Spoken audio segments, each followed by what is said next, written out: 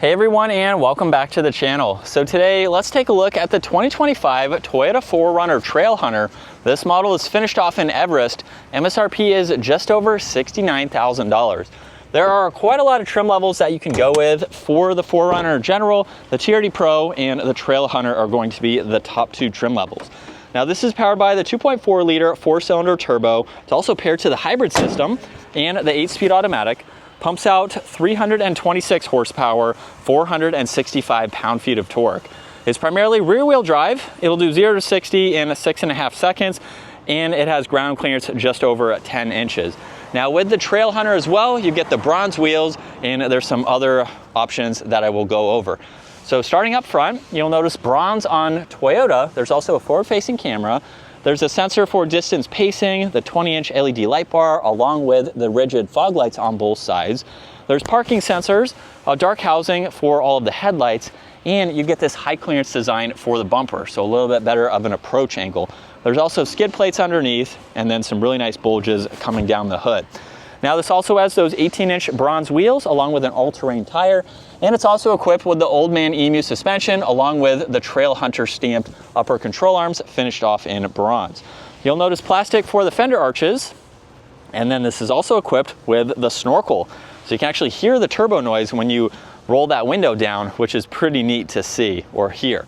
Now this also has rock sliders. There's the Trailhunter badge, power folding side mirrors with a camera and a turn signal, and this model is also equipped with the ARB roof rack system. So if you want to put a rooftop tent or some other accessories, you have the option to do that. And then in back, there's a body colored spoiler. There's a dark housing for the LEDs. You get a backup camera, all the parking sensors. This even has a high clearance exhaust. It can tow around 6,000 pounds too. And Toyota has still retained the sliding rear glass. So you can use these controls to lock and unlock the vehicle, along with raise and lower this window. So if you have some smaller items, you don't have to open up the whole lift gate. If you do, you can use the button on the key fob or the control underneath, and it is a power operating system. Now with the hybrid, you do have this small step up. Some of the components are back here. You get a little bit of storage in the back. You have this cargo net you can use, and the Trailhunter also comes with a built-in air compressor. So you can go through all those functions. You have all of the materials and products that you need in that bag there. There's also a 12-volt, and you can get the 4Runner in a 3-row. The Trailhunter does not offer that, but Toyota has left these sections here so you can use them for additional storage, as you can see. And you have some access panels where you can get to some more vitals if you need to. And then there's two controls up top to either close that lift gate or lock the vehicle. Now if you do lock it, you can program this to grab either the front driver or the front passenger door handle, and it will unlock all four. Now the Trailhunter also gets this unique interior with the trim accents there, JBL for the audio, and then you can actually fold these seats flat or lift them up. So just as you would to hop into the third row, you can do this to better grab items that you may have. And then there's also a grab handle, so it makes it easier to get into the back, where you have some storage pockets, you get vents and auxiliaries. There's also the armrest with cup holders, and then you have large cargo windows. And at 5'10", I have about 2 inches or so of headroom. But when you recline those seats, it just makes it a lot more comfortable. Now this also has memory seating adjustments, power folding side mirrors, and a split design for the storage. This also gets a hidden light. So you can pop out this LED light. You have an area you can attach or hold it, and then you can use this if you're camping or on any adventures. You can easily put it back in. That is neat to see. And then this gets power operating front seats. Now as we start this up, on the right side, there's all the cruise control settings along with mode and tuning, and then there's volume and voice commands on the left, along with the arrows to go through the digital gauge cluster. Now you have 3 different settings that you can go into, and you can also customize what you would like to see.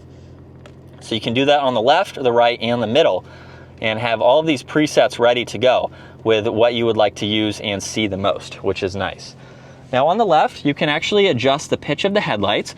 There's a dimmer switch, fuel cap release, automatic high beams, traction control, power outlet in the back. You can open and close the lift gate.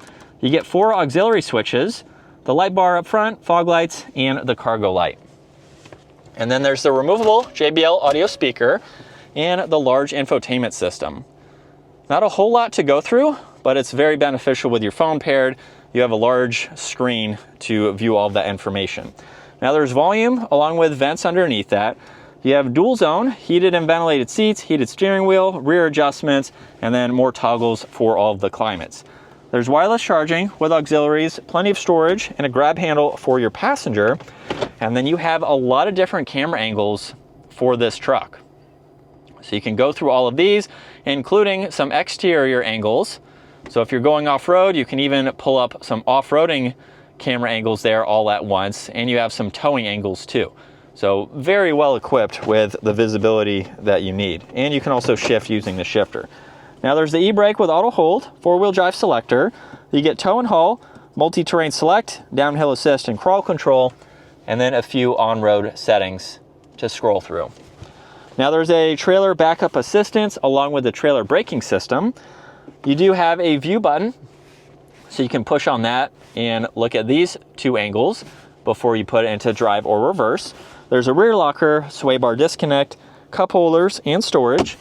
Locking glove box, more storage up top, and this comes with a digital rear view mirror. You get garage door buttons and controls to go through that. Sunglass holder up top, dome lights, and controls for that rear glass. And then here's a look at visibility. It's pretty easy to see over both shoulders. And from sport mode second gear, here we go.